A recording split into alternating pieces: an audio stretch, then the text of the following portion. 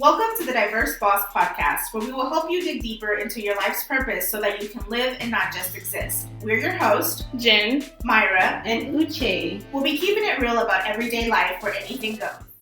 Welcome back to the Diverse Boss. We are going to be talking about a topic that probably most entrepreneurs had to do during the pandemic, which is rebranding yourself and rebranding your business.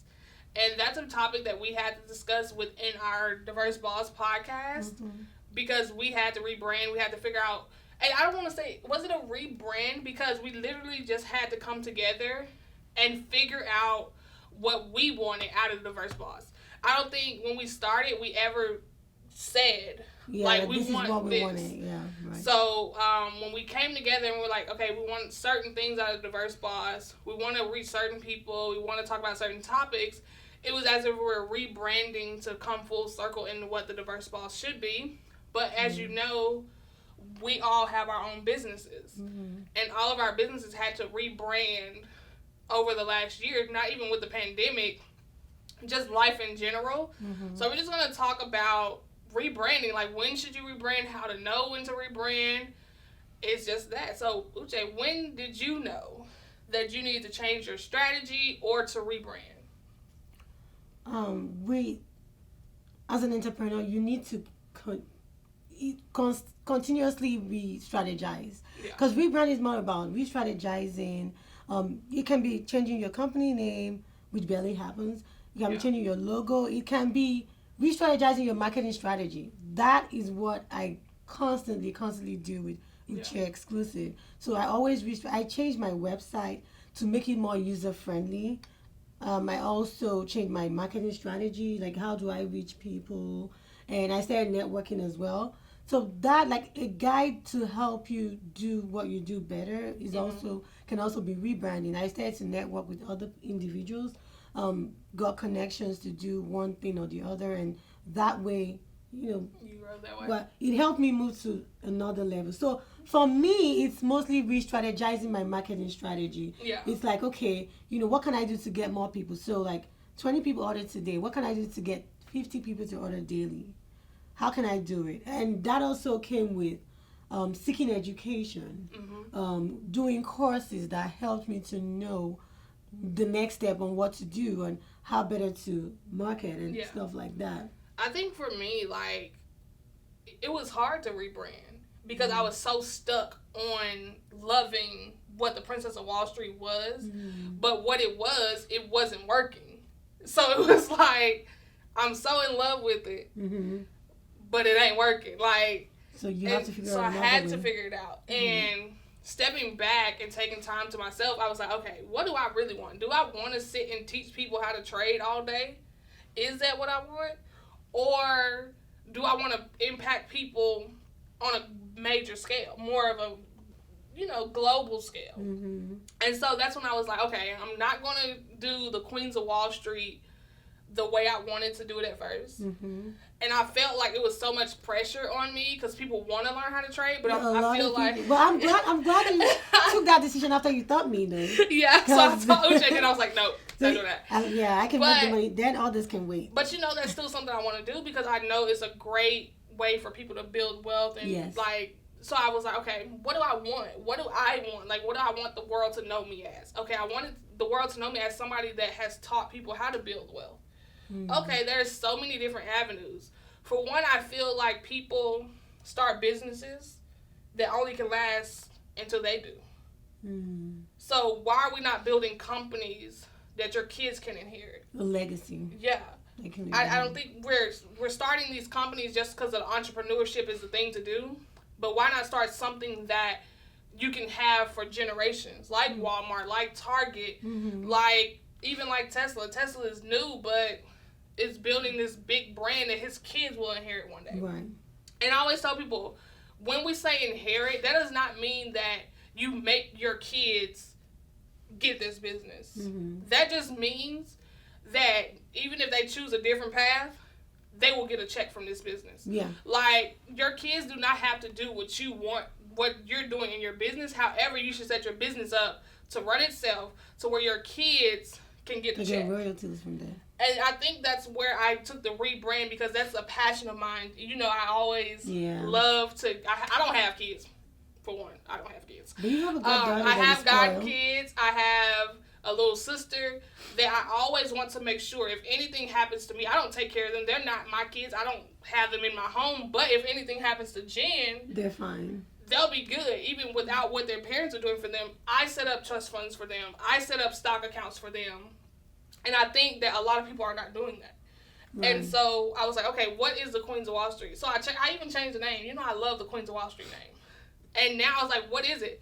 Okay, it'll be Wall Street Visionaries. Oh, I love That's that. the name. I love that. So, because literally legacies can be built on Wall Street. You don't have to trade stocks, but you need to invest in them. And also, you need to build your company to the standard of what Walmart is. Like, you know, Walmart became a public company, and look at the legacy now. Look at Amazon, became a public company. Now they're like billions of dollars, almost $1 trillion company. So you have to start thinking in that manner. Why think small? Oh, I made $100,000 a year. That's cool, but why didn't you make $1 million? Why didn't you make $10 million? I don't want to say $1 billion because that's like a lot. But so rebranding for me was really finding out what my passion was.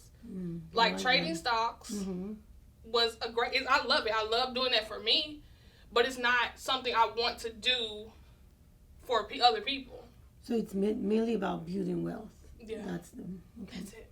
Yeah, so that's when I knew, because when I was not happy, like creating videos, teaching people how to trade stocks, that wasn't fulfilling to me. It was stressful. It was like, I don't want to do that.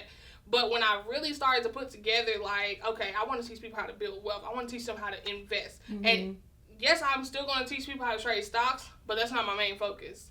Everything else is the focus. Does that make sense? Yeah, that really makes sense. No, that does make a lot of sense. And you reminded me of something that's, you know, you can rebrand your business. You can also rebrand your life, as a person. So you reminded me of something really important when you talked about buying stocks for your siblings and your goddaughter, your sister and your goddaughter. So I listened to this Nia show. She brought on somebody that worked on Wall Street. I think it's New York Wall Street or whatever. And he said something that is helping me rebrand my life and the way I think. He said that he has his niece.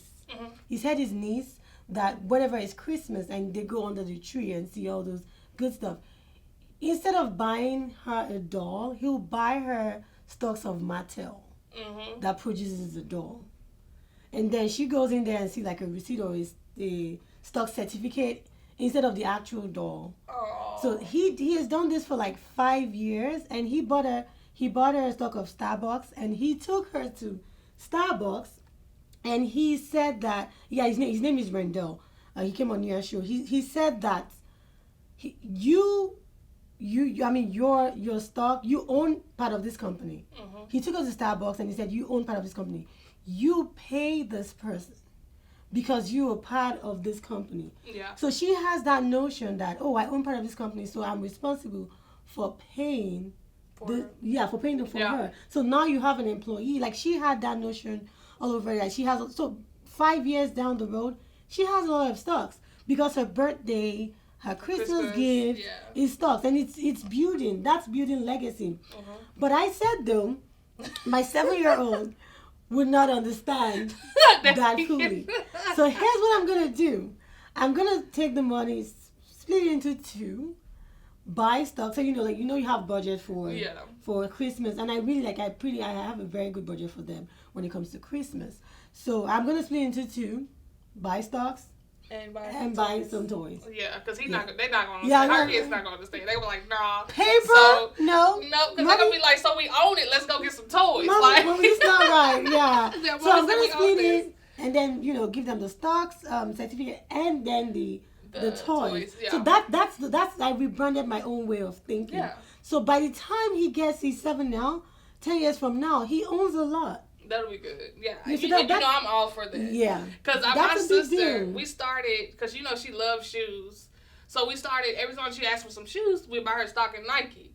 So then I started getting text messages like, Jen, I want some shoes. I'm like, I'm not buying you no stocks. Like, because she started, really just going OD with it. Like, oh, I want these shoes. I'm not buying you no stock. Like, you don't understand. Like, these stocks is hundreds of dollars. Like, and she would just start asking for the randomest shoes. And I'm like, oh, she's trying to get some stocks. Like, she just...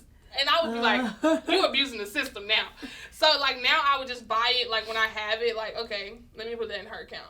Because she just thought, I couldn't even do the system that I wanted to. Like, okay, every time a Jordan sneaker come out, I'm not buying you the Jordans, I'm going to buy you the stock. And she just started randomly texting me every day, like, hey, I want some shoes. Like, so you're going to get the stock? I'm not doing that. We're not doing that. So, that's like, we really need to learn this. We really need to build generational wealth. Because if we don't, like, no one is going to come first you and tell you to do it. Yeah. But we have to do it. And I think we don't talk about it. Like, we don't talk about it. We have to do it. We have to stop the old ways of getting things that own you and you don't own that thing. Yeah. Even my mom, and I take this as an example, my mom, we would talk about money, but we talk about things, like buying stuff. We wouldn't talk about, like, building wealth in it. And I feel like my mom even rebranded herself when my grandma got sick, because my grandma... I never known her to have a 9-to-5, like a job. But my grandpa, they're both passed away. My grandma passed away in February. But my grandpa passed away when I was 16, and he left nothing. But he was the one that worked all his life, took care of the home, everything. But he had nothing to leave them. But my grandma never worked. And she lived off Social Security and things of that nature, and my grandpa's Social Security and stuff. But she left them a house. She left them 2 lots of land. Wow. She left them money. That's legacy. Yeah, she had a burial done. Like, they didn't have to pay anything for the funeral. Wow. But you're talking about a woman that literally knew. Like, of course, she didn't like the fancy things that we like these days. But she left them those things. And I feel like that was a pivotal moment in my mom's rebranding in herself, because now she's so business minded, and now she wants to leave those things for her kids, and now she sees that she can have certain things. Because my grandma, she was making little money, but she left us all these properties. So it's like, you have to see the signs of where do you want your life to go, right? So make a change, because before, where I wanted my life to go, I couldn't go being who I was. Like, I had to really rebrand my mind and my train of thought and my thinking. And it's crazy now, because me and my mom on the phone now, we're talking about businesses. See? Like, we don't gossip.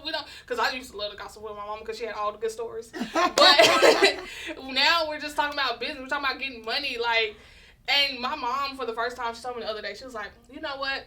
I just want to go to a private island and just get away for a couple of weeks. I'm like, my mama, you want to go to a private island? Like, I was talking about private jets and all that stuff. Mama was like, I ain't spending all that money. Now she want to go to a private island so she can get away from people. I'm like, oh, some money we now. getting coins over here. Now you want to go by yourself. But it's all about rebranding. And I'm not saying everybody has to have this extravagant life. That is not what I'm saying. But it would be great to leave your kids, even when they're 18. Of course, Uche, we pray she's still here.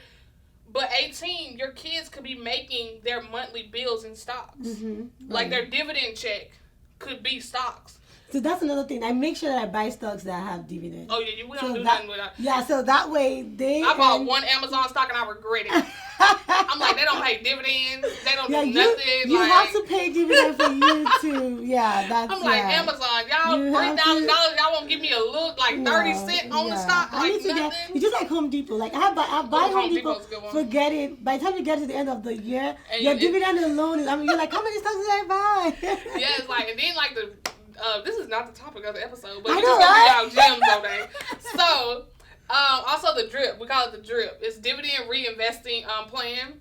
You want, until you need your stock dividends, you want to reinvest those so it keeps buying you shares until you need it to have like a monthly, monthly allowance. I'm gonna say, like, So, and you can always stop it, because sometimes I'll be like, oh, I need this money, like, give me the coin. But that's what it is. Yeah. Okay. Well, so it's really good to rebrand whenever it's time. And then I want to read out what Mayra said, because Mayra had it. Yeah, she's still sick, you guys. Hopefully next episode she will be back. We're praying for her. Hopefully she gets well. So she said it's okay. It's definitely okay for.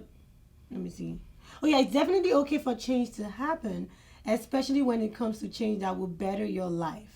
I am not the one to seek change just for fun. It needs to bring meaning to me and others around me. That's just what we're talking about. Yeah. Like building a legacy. Because, and think about it. If you leave a legacy for your kids, they're one step ahead. Always. So whatever they want to do, they want to invest, they already have the resources to move ahead. So they don't have to start from the bottom. Did you see that video that was going viral where they would say there was a race?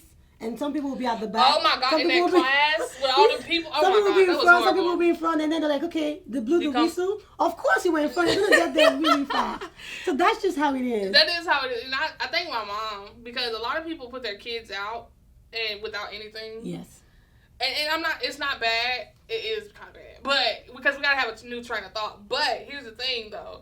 My mom, I moved to Houston by myself. That was the first time I was out by myself. I was 24 years old. I stayed with my parents until I was 24. Thank God. But I moved to Houston. My parents paid for everything. Got me to Houston, set up everything, paid my rent for a couple of months. And then I was able to get, like, on the good foot, like, get it together. And here's the thing.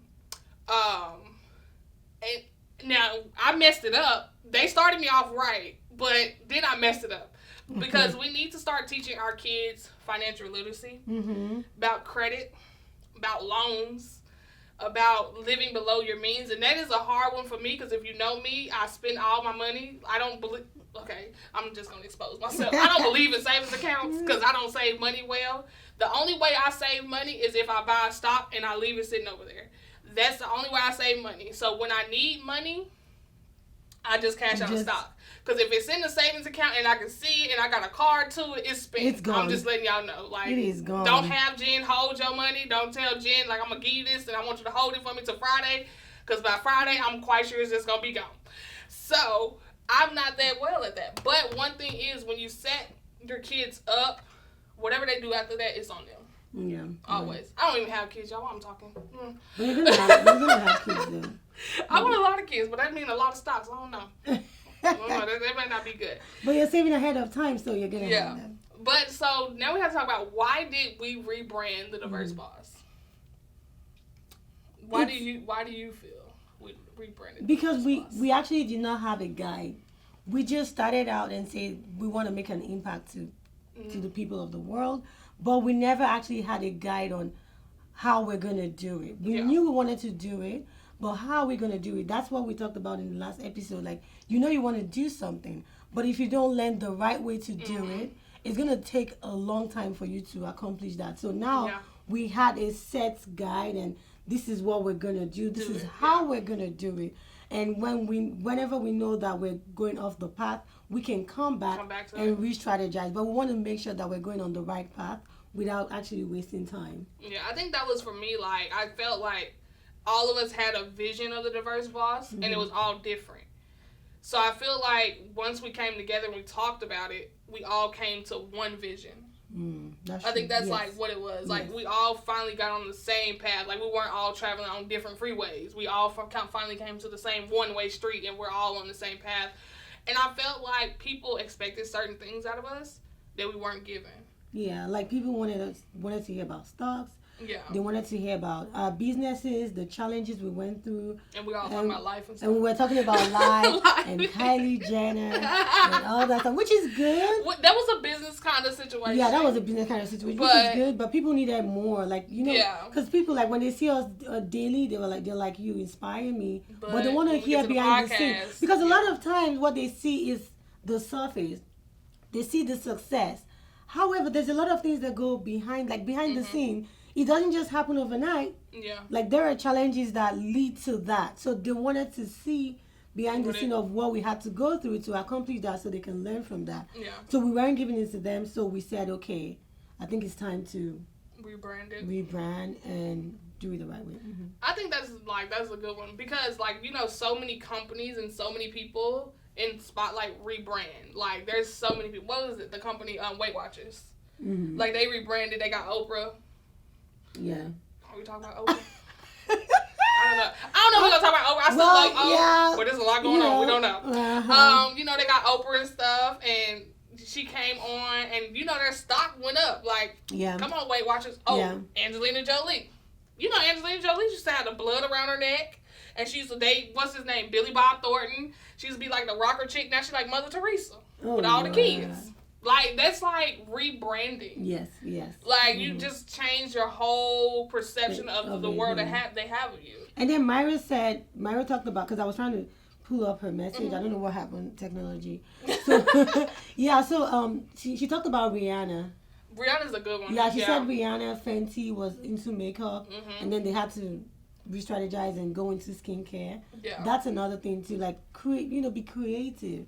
And creativity keeps you rebranding. Like, it's, I always change all the time. Like, I can just wake up in the night, oh, my poor husband. Like, I can just wake him up in the night, okay, tomorrow, this is how we're going to do this and do that. And I need it done by Sunday. And he's like, okay. He always like, okay, let's do and then that. One day was like, people are going to think you're so easy to work with, but you're difficult because you just wake up and pop things on people and you want it done immediately. And I'm attest to that. Uche is the person that will wake up and be like, Jen, we're going to do this tomorrow. No, we're not. I got to pray about that. I can't do that. I just can't wake out of bed and just do it. And now Jennifer's like, well, I'm gonna have to pray about it. I'm like, Jennifer. And now I'm Uche. Now I'm like, okay, we need to do this. Like, we got to do this. And I feel like it's, because I don't want to say we're impulsive because we do think we're through, but I think what people don't see is the strategizing beforehand. Yes. Then we start pumping things out, like new businesses and stuff, and people are like, oh, they just start new stuff all the time. No, we've just thought like about those things. Respect the fashion of us. But I've been thinking about that for the last 3 years. Really? Yeah, like, so. Well, you've been saying but that. I haven't talked about it. Yes, you haven't talked about it, but you talked about you love fashion. You just got to see. You got to keep things a secret, and then you got to surprise people. Because that was really surprised. Because I don't need outside opinion. And then your Porsche too was a surprise too. I got a new car, y'all. Yeah. What kind of car I got? You threw me off. Like, she completely threw me off. She came to my house that night and she's like, Porsche Cayenne. You told me I was getting a Range Rover and you popped the Porsche on me. I'm like, Jennifer, now you got me Google searching Porsche Cayenne. Like, how much do I have to save to get this? It was not expected. But, I'm blessed. Yeah. I am definitely blessed. Like, you gotta just take it with what it's worth. And a Porsche was not what I went to the lot to go get. But what you told me. But they sold a Range Rover. And I was like, no. So I had to rebrand on the lot. Because I was like, I don't want nothing on this lot if it ain't the Range Rover. So you can rebrand the decision. I had to rebrand the decision. And it was like, we can get you this Porsche, a good deal on this Porsche. I'm like, okay. And I got it. Like, I like it now, but it took me a minute. Even driving, I was like, I don't want this. I never liked it before until I got into yours. Like, I just love it. Yeah, it's nice. Yeah, I love it. But you just have to take it for what it's worth. Even my mom says the apartments I stay in, they're very nice apartments, y'all. But my mom was like, I don't think that's a Porsche apartment. You need to get a garage or move. She was like, I think you need to go. I was like, I'm already paying money for this car. You want me to go ahead and pay more money for rent? I don't think so. Like, let's take one with the other. You want a nice house, you want a car. Like, I don't know. But we always change. It's always, you just gotta change. You just at this point, I'm just going with the flow. Whichever way the wind blow is cool on me. That's what my grandpa used to say. Yeah. I don't know what the heck that means. That is the countryest thing I've ever heard. I don't know what that means. But he said when he's just going with the flow. He's like, whichever way the wind blow, it's cool on me. Sometimes that is. I don't know what that means. Don't let the wind blow you though. Because the wind is too heavy. Y'all gotta remember, I'm straight from Arkansas. I don't know what the heck that means, but it sounded good when he said it. And because it's easier. Maybe. But I'm just saying. Even though it was like, because that's another saying my mom says, like, you stepping in hot cotton. That is the country. I was like, okay, I hear a lot of country stuff. I was born in Little Rock. That's the city of Arkansas. My mom was born in Bradley. That's the country. They say you stepping in hot cotton. And I hear people say it. Even Crystal, our friend Crystal said it. I'm like, what the heck does that mean? Wait, what does that mean? I'm going to tell you.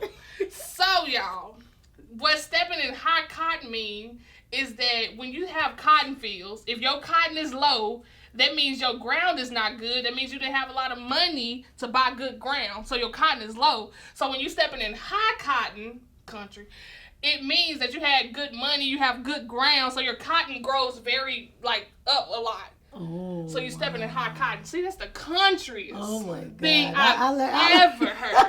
And my mama says it. I learned something new today.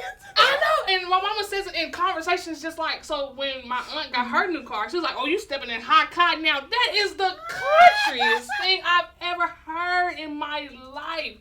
And she was like, I was like, can you explain that to me? And she was like, well, this is what it means. I'm like, I could never put that in the conversation. Like I just did. I had to tell y'all because I could never just say that. Ooh, you stepping in the hot country. That is country. Y'all don't know straight from Arkansas. Like, it's so sad for me though because now I have to learn American English and country English. It's not the same. Okay. So you guys rebrand. Yeah, and then another thing again that I would say is sometimes what you're doing might you notice that it's affecting your mental health. Yeah. You rebrand, you re-strategize and change and do it another way. And you can test out different strategies, like different morning routines, different night routines, different ad routines. Like you just have to try it out and don't think you have to be stuck. Yes. Like, well, that's one thing I think that was for me. Like, I'm so in this that I love this. This has to be it.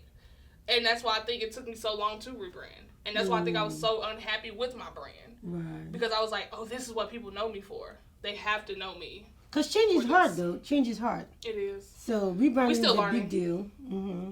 Don't hold it against us if you go back. So, you guys, this is the Diverse Boss with your girl Uche and Jen. And we're missing Mayra, but she will be back. So, hopefully you guys tune in next time. Yeah, we miss you, Mayra. I know. I love her. Yeah, I know. But we'll be back with 3 people next time. Okay. Have a good one. Bye, guys. Bye.